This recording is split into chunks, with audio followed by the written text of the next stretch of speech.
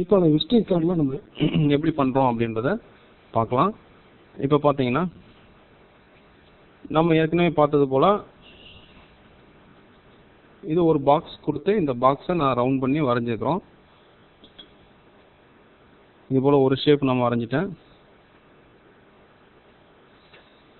அதன் பிறகு பார்த்தீங்கன்னா இது போல் எல்லோ கலரில் ஒரு ஷேப் நம்ம அதுவும் வந்து ஒரு பாக்ஸ் கொடுத்து இது போல் பாக்ஸ் போட்டு நோடை வந்து கர்வ் பண்ணிவிட்டு ஷேப் டூல் மூலமாக இதையும் வரைஞ்சாச்சு.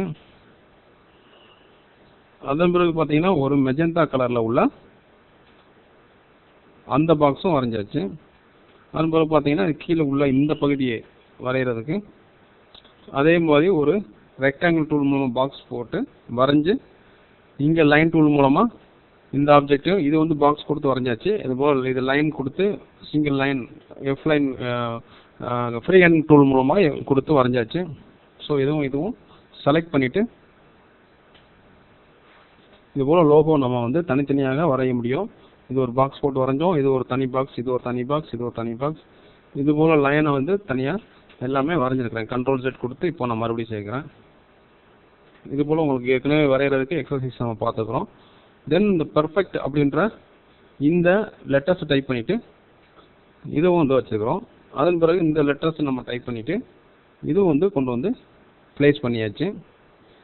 இப்போ அடுத்தபடியாக இந்த பாக்ஸ் நம்ம வரைஞ்சிருக்கிறோம். ஒரு ரெக்டாங்கிள் டூல் வச்சு பாக்ஸ் வரைஞ்சிருக்கிறோம்.